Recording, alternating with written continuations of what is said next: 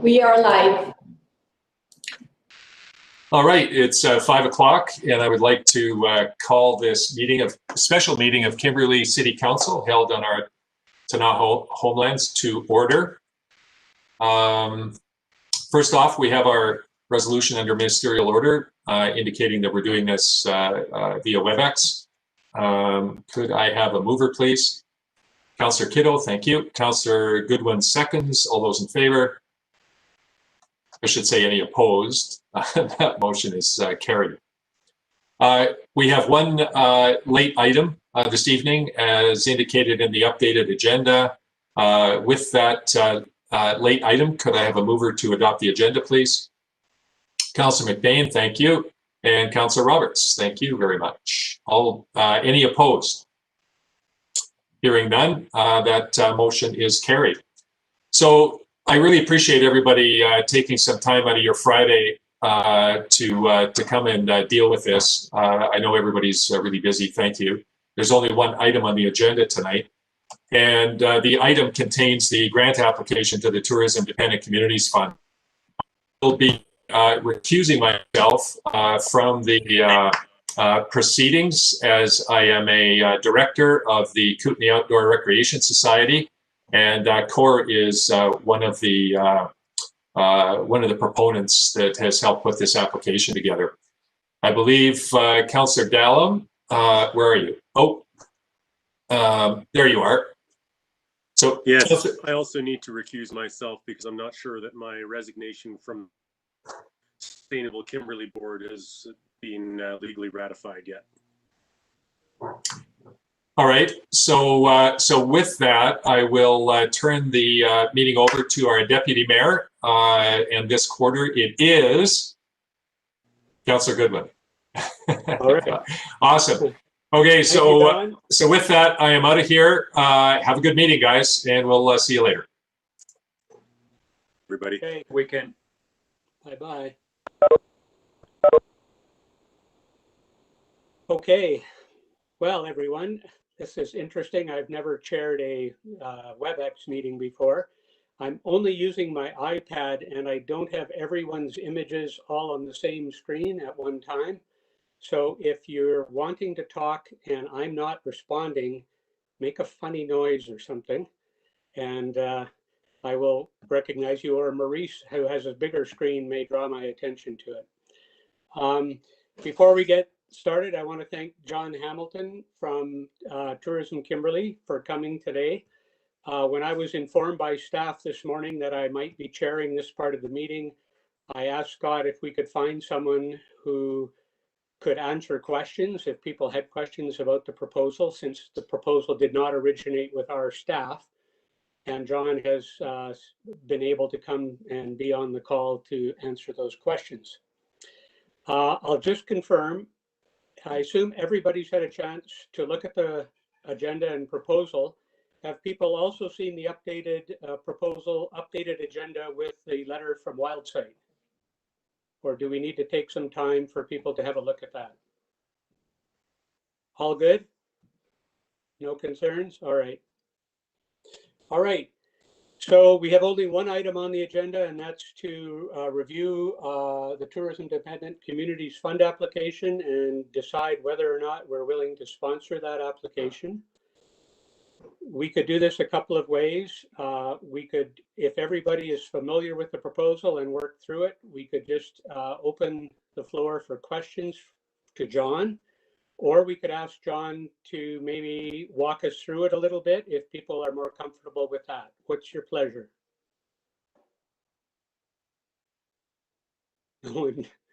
Quick overview would be good. Thanks, Ken. Okay, very good. John, would you be willing to give us a quick walkthrough of the proposal? Sure, sorry, just unmuting myself there. This was a project really from Sustainable Kimberley, from CORE, and from the castle and the accessibility part of that, and obviously Kimberley Trails Society. So this is part of a, if you like, a grand vision to make Kimberley the sort of the tourism capital of e-biking, for the want of a better expression, as we go forward. So it's a pretty grand vision, but this project is really very narrow, and so we've divided into 3 phases. And this project is designed to be able to is really the foundation for the project as it goes forward, and is also must, and one of the requirements we thought of it, it had to stand on its own. So if we were to go to phase 2, if we're not going to phase 2 or 3, we wouldn't be wasting our time by doing phase 1. So phase 1 can live on its own. So as I said, the project really has 3 components of it. One is part of the trails, and we were very careful to make sure that phase 1 project would only live in the municipality boundaries, with one small exception. And the reason for that is because the grand project requires much more consultation with Parks and Recreation as we go outside of our own municipal boundaries. And really, we were just trying to ensure that we were using more or less existing trails. And so the project does have a public outreach part of it, so people can comment on those trails in early 2021. If you go to the timeline, if you see the timeline in Appendix 1, that's part of the project. So that's essentially where we're at for 2021. This is the Community Development Fund here, and this grant is really designed for a lot of conversations within the province and in the tourism sector to not only recover from COVID, but also to position us better in a more post-COVID world. And one of the things that we need to do is to be able to better attract international visitors and really answer the question. And if I ask this question to you, what is Kimberley famous for? I would guess I would get a number of different answers from you. And so this attempt from a tourism destination is to answer that question. You know, what are we going to be famous for? And we really want to look at from an e-bike perspective. That's one of the things that we want to lay our claim to. And e-biking is one of I think one of the greatest, or is an actually huge increase in sales. We don't know the data, which is the exact data, because it's very proprietary. So that's why we haven't included that data in the application.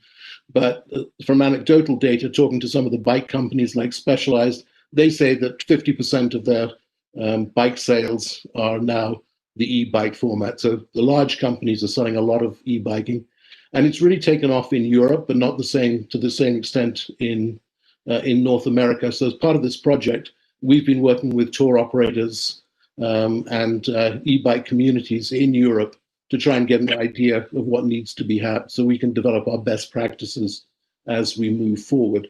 So this grant application was really this money became available 30 days ago, essentially about 30 days ago, and we really had 30 days to put this proposal, the grant application, together.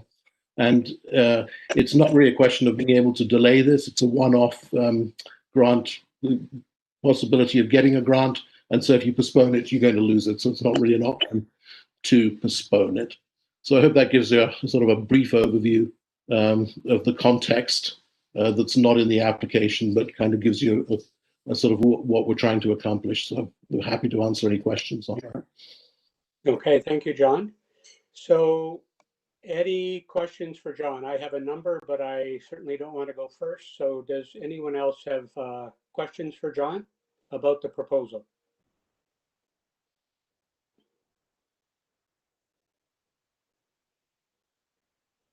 Carol, Councillor Oakley. Thanks, Acting Mayor Goodwin. I have a couple of comments for you, John. First of all, it's not entirely clear how many new trails, and so I'm just wondering if you could comment on, you know, the changes to the the physical landscape around us. What the viewpoint of that would be. So essentially, adjust to about 34 kilometers of trails. they're mainly adjusting existing trails, adjustments to existing trails to make them accessible, to cover the accessibility standards, and to make sure that there is that e-biking is essentially that they're good for e-biking, and to eventually we'd look at this to releasing some of the pressure off other trails that I think we're going to find that you're going to go to e-biking only trails or different types of trails on that. So really, this part of the project is just to really make. I mean, they're around the Kimberley Nordic Centre mainly, and the RCR tenured land. So it's kind of around the mountain, if you like. Is probably the easiest way of describing what we're trying to do to make it to be e-bike friendly. John, how many of the 36 kilometers mentioned in the report are inside the city limits and how many outside? So pretty much it's all inside the city limits, with the exception, is RCR tenured land?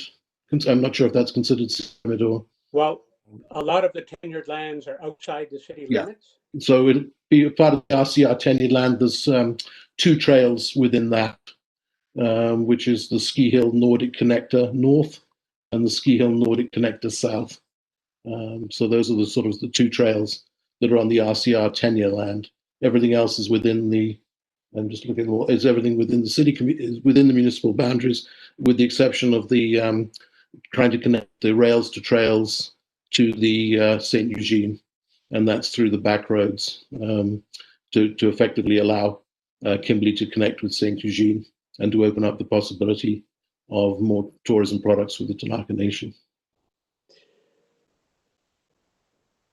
If no one else has a question on that particular issue, I noticed that you were looking at a trail to the St. Eugene Mission, but I didn't see any involvement by the Akam Band in the proposal.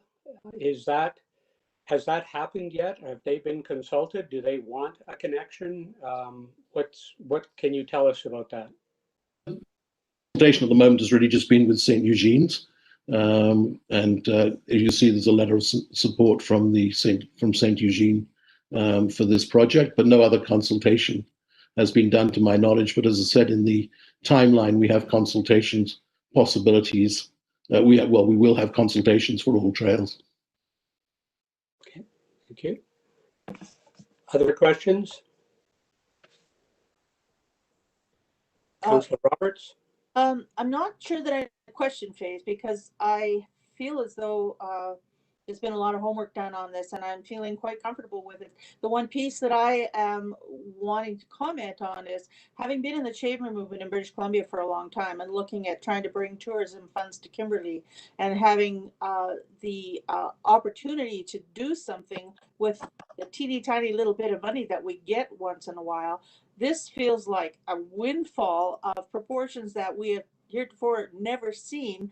The fact that it's in a real short timeline makes it really vital that we try to gather as much information about this topic as we can. And also the fact that there's only the resort municipalities that are eligible to apply for this, which narrows down the field. There's an awful lot of money out there to be divided one way or another between the 33 resort municipalities. And I don't know, I know the government's money is all of ours, but I really feel that we need to take our piece of this pie and find some really, really good use for it. I think the piece of the puzzle that was a little bit of a conundrum for me was the fact that this is in fact a city grant, that it does require us to be have quality management and make sure that it's financially sound and so on. But by the same token, because we have such stellar people working for us at this point in time, I really feel that if somebody sends $1 million our way and we buy into this concept, that we have very strong people in place to handle it. So all of that said, I really feel that this is an opportunity that is going to come our way once in most of our lifetimes, and I really think we should take advantage of it. Okay, Councillor Oakley and then Councillor Kiddo. I would just like to, at some point, hear from Scott and Jim on this. Scott or Jim, would you like to comment? Well, you see, I wrote the report. I think everything I wanted to say is in there, and I'm really here to answer questions tonight. Thank you, Scott. I did notice that you did comment on some issues with the report and the fact that staff had very little input into it. Now, Councillor Kiddo. Yeah, I think this is very timely because the e-bikes are already here. And unfortunately, I think without the correct trail guidance, signage, and probably upgrades, we're going to have more trouble because people are finding themselves in places where they shouldn't be. So this is really timely just to get ahead of the curve to make sure this movement in e-bikes is done in a safe and a sustainable way. Okay. Jason or Yeah, Councillor Payne? thanks. My question is I know, John, you talked about the opportunities to have proper consultation, but we've kind of just talked about it in vague terms. I mean, is there opportunity to go through the proper channels, get the proper consultations, and still be able to be flexible within the project scope in order to kind of meet some of the potential concerns that other groups may have? I believe so. I mean, we try to be very cognizant of that. And as part of all the trails network, I believe, and I'm not 100% sure of this, I can't really speak to it because I'm fairly new to this area. But I believe that in any part of the trails, there is public consultation about that. And I think public consultation is a must for anything that we're going forward with. And if it turns out that there's a lot of animosity from the community towards any of these projects in terms of that, I don't think we lose anything by not going forward. Just further? Yes, okay. So I was just thinking about not necessarily, I was thinking just more flexibility within the project to be able to adapt to concerns that people would have. I mean, do you feel like there's enough room within the project scope to be flexible? I guess that was more my original question. Well, I mean, yes, with the trails are fairly small additions and adaptations. So I think there's a lot of flexibility there because we're really not trying to pioneer anything new in this phase. It's more working with the existing trail networks. So I think there's a lot of flexibility as far as the community input in this. I can't see why it wouldn't be. Councillor Oakley? I guess when I ask Scott or Jim to comment, I'm just wondering, and I'll ask this to Jim, are there any extra costs as going through all of this that you think this might trigger that we need to plan for, given the, as we go down the road, if this grant is successful, and start to plan different things? I mean, just one example would be the Boulder Hut possibility of a trail, extending out of city limits. So, to me, that potentially goes through a watershed and goes through the edge of our community. I'm just wondering, are there things that, I'm not seeing in here are there any red flags that you see that you think council will have to plan for in the future if successful with this grant? It's really difficult for me to answer that question. I've had a day with this thing, as noted in the staff report. Staff really haven't been involved with any of this project, preparation of the budgets, determination of the routes. When I flip through the application, it's really not clear what project or what phase one is. There's at various places in the application, it indicates that phase one includes the St. Eugene Trail. It also says it includes solar installations on Great Pass. So it's, it's not really clear, and I can't really comment on any of the numbers at this point in time, just having limited time with the document. If we could just hone in on that with John, the grant guide says that the project should be inside your municipal boundary or substantially inside your municipal boundary.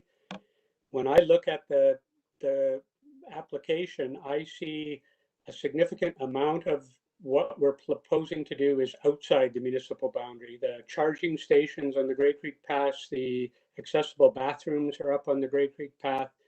The trail to the St. Eugene Mission is outside the boundaries. And we are putting our names on this. This is not us writing a letter of support for another organization. This is us taking ownership of this grant application. And we're saying that it's substantially inside the municipal boundary, but I don't see that in the application. It looks like a lot of it, maybe half of it, is outside the municipal boundary. The Great Creek Pass of it is through the Trans-Canada Trail Network. We don't necessarily anticipate in phase one putting the solar power station necessarily there if we don't get the permission there. We might use it just as a test and around the mountain as part of being able to make sure it's fabricated properly, it works properly as we go forward to the into phase two if we get permission to do that. So I don't know if that answers your questions in terms of whether we get to the Grey Creek or we get to just within the municipal boundary. We actually place that in there. That'll be dependent on Trans-Canada Trails. The grant rules for actually fabricating the two solar powered stations. It doesn't necessarily mean that they'll be placed there in this phase. Councillor McBain. We're kind of grappling with a little bit of incompleteness right now, and I guess it's just kind of a question for Jim or Scott. Are there any risks to submitting a report that's, you could argue, is maybe done a little bit in haste? Are there any risks other than, reputational risks, things like that you see that would stem from submitting this thing the way it is, and kind of hoping for the best?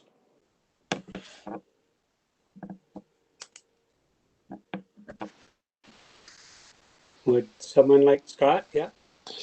Yeah, this grant application will go through to the tourism department. So it's a different vetting agency than we normally have for infrastructure grants. So if there are any reputational issues, it will be limited to that department. Okay. Scott. Jim? Just on the financial end of things, by signing this application, we're confirming that that the budget is there, that it's accurate. We're also confirming that there's available funding to cover ongoing operations and maintenance costs.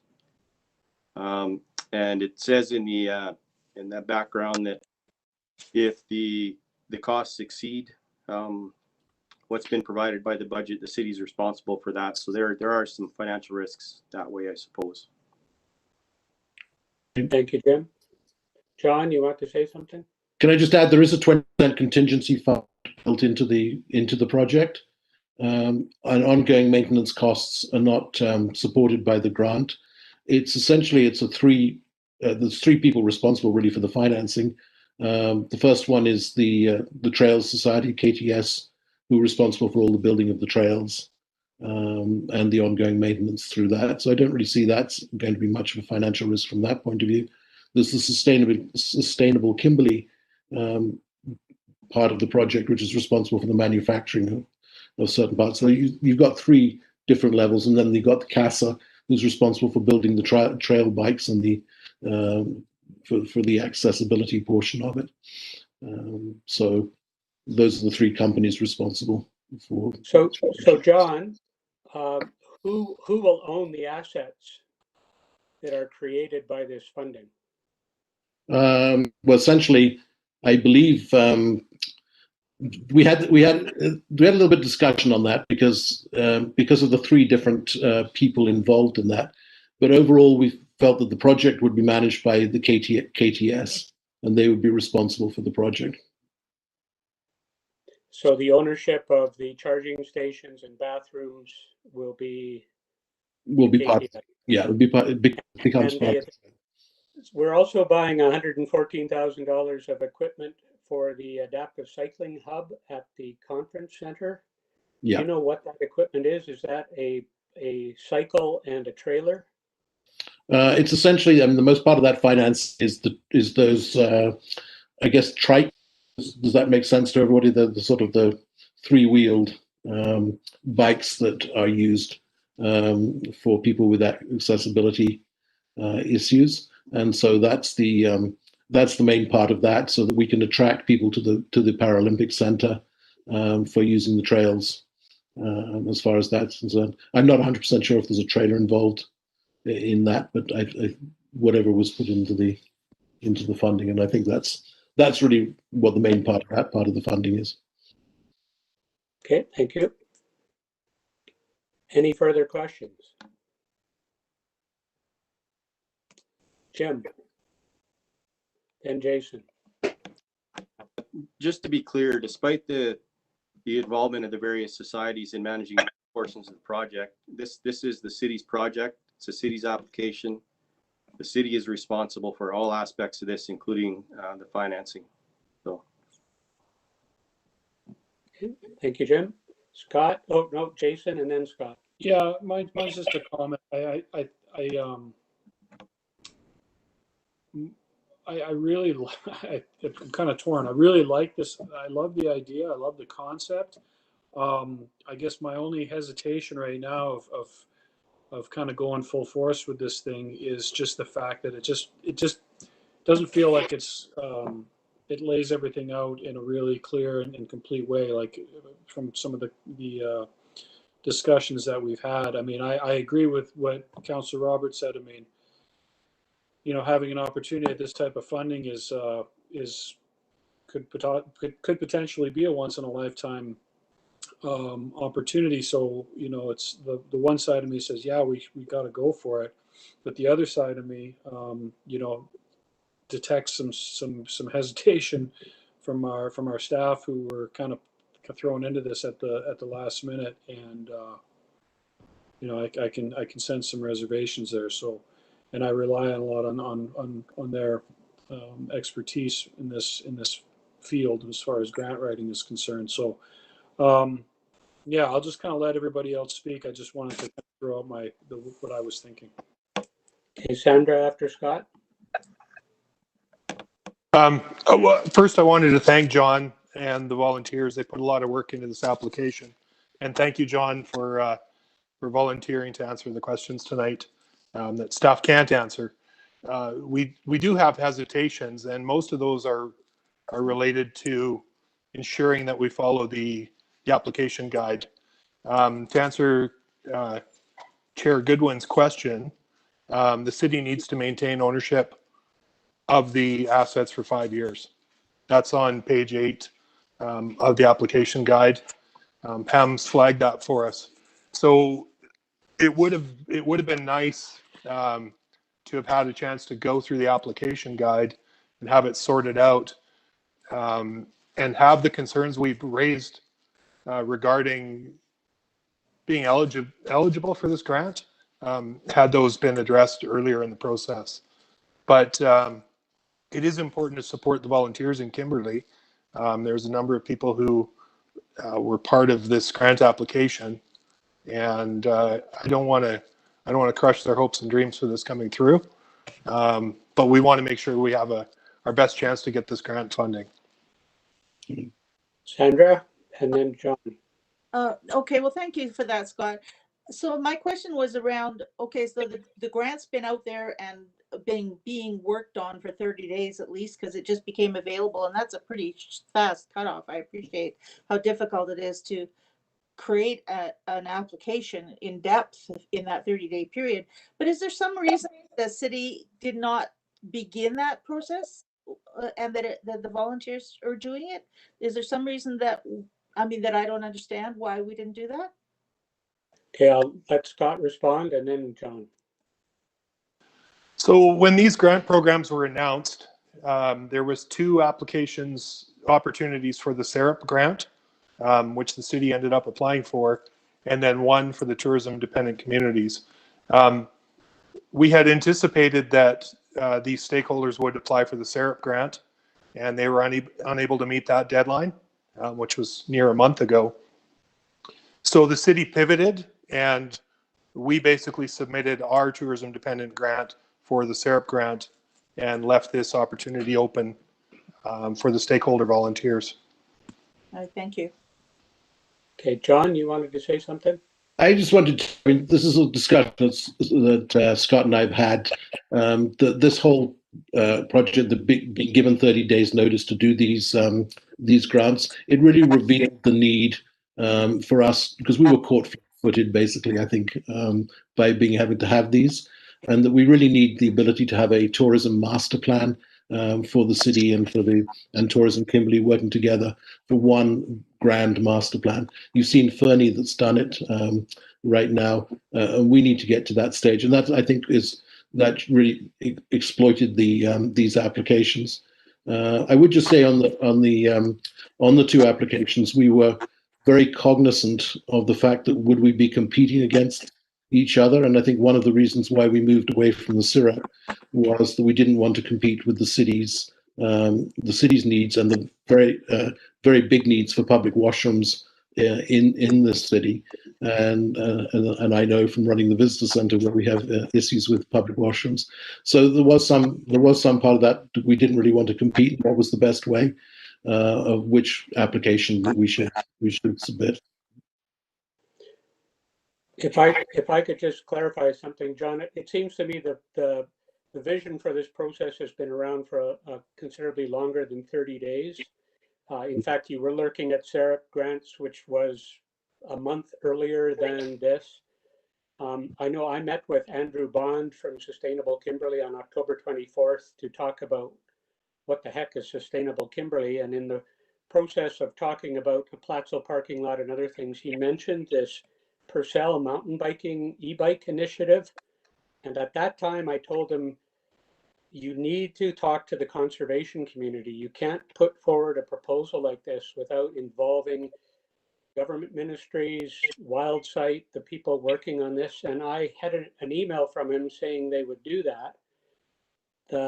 I don't think that ever happened. And we got a letter from Wild Site today, basically very concerned about the big picture vision of developing e-bike routes and e-bike charging stations in the Purcells and all the habitat issues around that.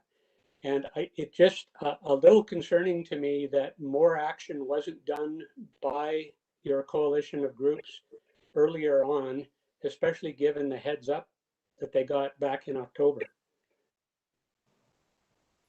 Yeah, I mean, I came into this, sorry, Councillor Oakley, do you want me to answer that, or did you? No, go ahead and answer, and then we'll go to. Go ahead, John. Yeah, I was just, I mean, I come into this a little bit later because suddenly it became a tourism grant, and then it became essentially from a tourism point of view. But I believe this project has been percolating for some time. The challenge that we had was, how do you fit this project into these grants to make it eligible for this grant application process?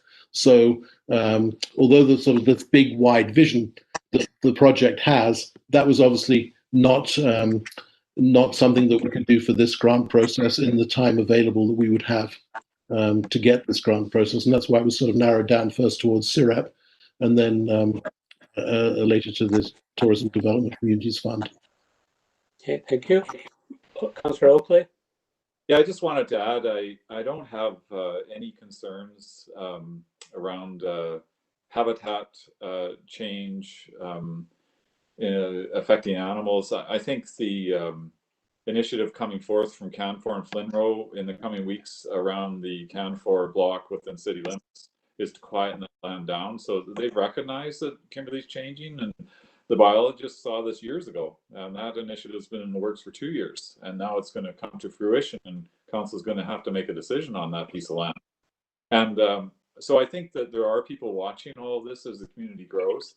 I don't, my issue that I have with electric bikes is personally, when I'm hiking out on all the trails in the Nordic Center or wherever, they're so quiet. I wish they'd make more noise. They scare the living daylights out of me. I know my hearing's not the best, but geez, make some noise so I don't have a heart attack. But I think it's this initiative is, you know, it has come up quickly, and we have to make a move on it. It's due tonight, and I just I really don't have any grand concerns over this. I think it's a great initiative, and I hope we're successful with it. I'm going to support this. Thank you. Any other comments?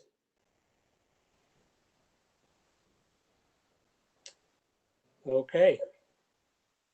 I guess we could call the question then. Put the question on the table. There are actually 3 resolutions on the table, but Maurice, I think they all stand as a single one because we wouldn't do one without doing the others.